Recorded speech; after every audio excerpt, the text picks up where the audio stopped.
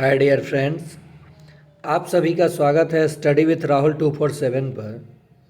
आइए आज के क्लास में हम लोग देखेंगे सक्षमता परीक्षा 3 के लिए बाल विकास एवं शिक्षा शास्त्र का महामैराथन क्लास, जो कि सक्षमता 1 और 2 में पूछे गए प्रश्नों का निचोड़ है।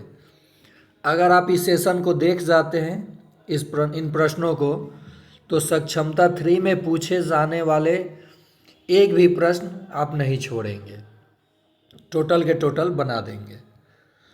चलिए, पहला प्रश्न है, नैतिक विकास का सिद्धांत किसने दिया? ऑप्शन है जीन पियाजे, वैन हिले, कोहलर, कोहलवर्ग। तो देखिए, नैतिक विकास का सिद्धांत प्रतिपादित किया था कोहलवर्ग ने। किसने? कोहलवर्ग ने। सही जवाब क्या हो जाएगा आपका?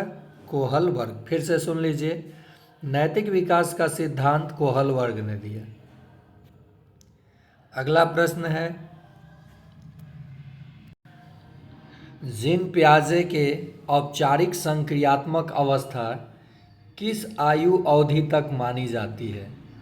आपका ऑप्शन है 0 से 2 वर्ष, 2 से 7 वर्ष, 7 से 11 वर्ष, 11 से 15 वर्ष। तो इसका सही जवाब हो जाएगा 11 से 15 वर्ष को औपचारिक संक्रियात्मक अवस्था जीन पियाजे ने माना था।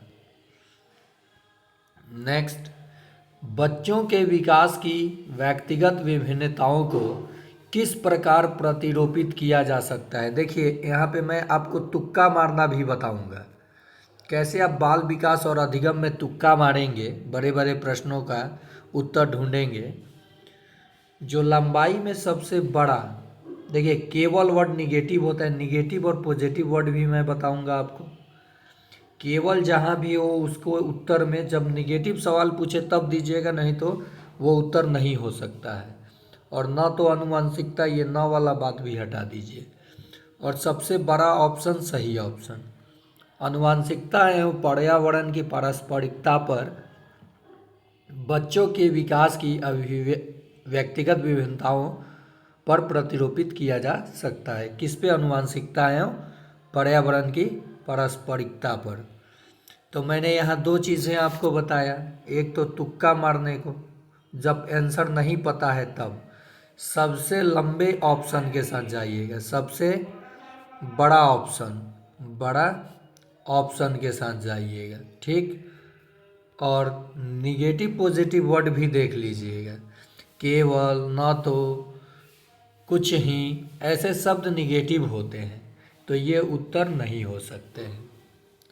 चलिए, अगला प्रश्न है, एक प्रगतिशील कक्षा में व्यक्तिगत विभिन्नताओं को किस प्रकार देखा जाना चाहिए? देखिए, बाधा निगेटिव वर्ड है, अधिगम की प्रक्रिया में बाधा, तो ये निगेटिव हो गया। असफलता, ये भी निगेटिव वर्ड है, तो इसे नहीं पकड़ना है। योग्यता आधारित समूह बनाने का मापदंड, ये मापदंड आ गया, ये भी गलत। और बड़ा ऑप्शन सही ऑप्शन। अध्यापन अधिगम प्रक्रिया की परियोजना के लिए महत्वपूर्ण पॉजिटिव वर्ड है, और ये सबसे लंबा ऑप्शन भी है, तो यही बिल्कुल सही जवाब है। अगला प्रश्न है, बहुबुद्धि का सिद्धांत जोर देता है कि, देखिए यहाँ केवल आ गया, ये आंसर नहीं होगा। यहाँ देखिए एक आयाम आ गया, ये भी आंसर नहीं होगा। बुद्धिमत्ता की विभिन्न दशाएं हैं, बुद्धिमत्ता में कोई व्यक्ति विभिन्नताएं नहीं होती हैं। ये विभिन्न दिशाएं यानी दशाएं, ये विभिन्न बहुत सारे दिशाएं हैं बुद्धिमत्ता की, ये बिल्कुल सही जवाब हो जाएगा। यहाँ देखिए व्यक्तिगत विभिन्नताएं नहीं होती हैं, तो ये आंसर नहीं होगा, यानी आंसर क्या हो जाएगा? 3 नंबर। नेक्स्ट प्रश्न है, सामाजिक अंतःक्रिया का सिद्धांत किसने दिया था? तो जब भी समाज से जुड़े प्रश्न आ जाए, अगर आपको मिले बाल विकास और अधिगम में, यानी बाल विकास और शिक्षा शास्त्र में, तो आप चले जाइएगा वाइगोत्स्की के साथ। किसके साथ? वाइगोत्स्की के साथ। निम्नलिखित में से संयुक्त राष्ट्र संधारणीय विकास लक्ष्य कौन सा है? तो सभ्य कार्य और आर्थिक विकास ये है, शांति न्याय और मजबूत संस्थाएं ये भी है, जिम्मेदार उपभोग और उत्पादन ये भी है।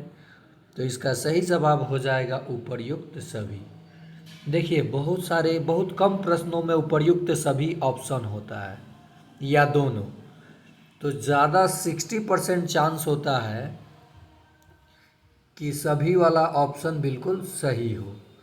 तो जब आपको उत्तर नहीं पता हो तो सभी के साथ चले जाइएगा, अगर ऑप्शन में सभी है तो, और उत्तर पता है तो एग्जैक्ट उत्तर दीजिएगा। नेक्स्ट प्रश्न है, दिव्यांगजन अधिकार अधिनियम 2016 के अनुसार निम्न में से किस शब्दावली का प्रयोग उपयुक्त है? मंदित छात्र बिल्कुल नहीं, विकलांग बोलना नहीं है, छात्र जिसका अशक्त शरीर है नहीं बोलना है, छात्र देखिए लंबा ऑप्शन सबसे बड़ा ऑप्शन सही ऑप्शन जो तुक्का मैंने बताया था, छात्र जिससे शारीरिक दिव्यांगता है। ये तो ऐसे भी आंसर आप पकड़ सकते थे। दिव्यांगजन अधिकार अधिनियम के द्वारा शरीर से विकलांग किसी भी छात्र या छात्रा को आपको विकलांग नहीं बोलना है, यानी दिव्यांग बोलना है। और दिव्यांग भी ना बोलिए, उसके नाम से पुकारिए। नेक्स्ट प्रश्न है, समाजीकरण की प्रथम संस्था है, तो इसका तो जवाब सभी लोग दे सकते हैं। बच्चे कहाँ से समाजीकरण की संस्था, मतलब बच्चे कहाँ से समाजीकरण का गुण उनमें निहित होता है? ये 1 नंबर प्रश्न मान के आप कमेंट में जवाब दीजिएगा, देखते हैं कितने लोगों का जवाब सही होता है। ठीक है, बहुत आसान प्रश्न है।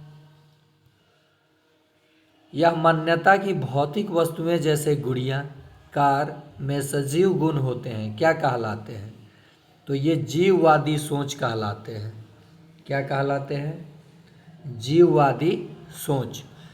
देखिए दोस्तों, अगर अभी तक इस चैनल को आपने सब्सक्राइब नहीं किया है तो सब्सक्राइब करके बेल आइकन दबा लें, इस चैनल को सब्सक्राइब कर लें और साथ ही साथ घंटी का बटन दबा लें और आगे शेयर करें। अगर आप इस चैनल को देख रहे हैं तो लाइक ज़रूर करें, मैं ऐसे ही आपको कंटेंट देता रहूँगा। अगला प्रश्न है, अंतर्निहित भाषा का संबंध किसके साथ है? ये सक्षमता 1 और 2 दोनों का निचोड़ प्रश्न है। ठीक है, पूरे सेशन ये जो लिया हूँ, ये 20 से 22 प्रश्न अगर है तो आपका प्रश्न इसी में से पूछा जाएगा सक्षमता 3 में, ये मैं पूरे दावे के साथ बोल सकता हूँ। अंतर्निहित भाषा का संबंध है चौमस्की से। किससे? चौमस्की से। अगला प्रश्न है, संज्ञानात्मक विकास का सिद्धांत किसने दिया? तो जीन पियाजे ने संज्ञानात्मक विकास का सिद्धांत दिया। बालक का विकास होता है, देखिए जो बालक होते हैं उनका विकास सिर से पैर की ओर होता है। कैसे होता है? सिर से पैर की ओर होता है, न कि पैर से सिर की ओर। बुद्धि लब्धि का सिद्धांत किसने दिया? बताइए। ऑप्शन है पियाजे, गार्डनर, वेस्टलर, एरिक एरिक्सन। तो इसका सही जवाब हो जाएगा गार्डनर। बहुबुद्धि का सिद्धांत किसने दिया? तो गार्डनर ने दिया। अब आ गया विकार संबंधित प्रश्न। तो यहाँ पे मैं देखिए पठन संबंधी, लेखन संबंधी, गणना संबंधी, भाषा संबंधी। तो डिसलेक्सिया किस प्रकार का विकार है? तो ये पठन संबंधी विकार है। कैसा विकार है? पठन संबंधी विकार है। देखिए आएगा प्रश्न डिस्ग्राफिया। क्या आएगा? डिस्ग्राफिया। डिस्ग्राफिया।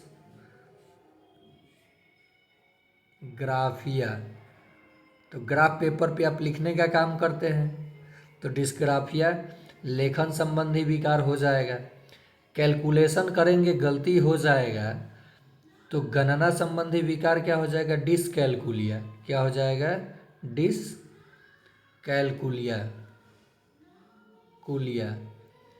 देखिए कैलकुलेशन किस में करते हैं? गणना। कैलकुलेशन मतलब हुआ गणना करना, तो डिसकैलकुलिया होगा तो समझिए गणना संबंधी विकार है। लेखन संबंधी विकार को कहा जाता है डिस्ग्राफिया, ग्राफ पे आप लिखने का काम करते हैं। और पठन संबंधी विकार को आप लोग डिसलेक्सिया बोलते हैं। और अफेजिया भाषा संबंधी विकार को कहा जाता है। देखिए प्रश्न आ गया डिस्ग्राफिया, ग्राफ पे लिखने का काम करते हैं तो किस प्रकार का विकार है? पठन संबंधी, लेखन संबंधी, गणना संबंधी या भाषा संबंधी। ग्राफ पेपर पे आप लिखने का काम करते हैं तो 2 नंबर प्रश्न मानकर इसको कमेंट में आपको इसका जवाब देना है, क्योंकि मैंने अभी चर्चा किया था। देखते हैं कितने हमारे शिक्षक साथी का जवाब बिल्कुल सही आता है। अगला प्रश्न है अफेजिया किस प्रकार का विकार है?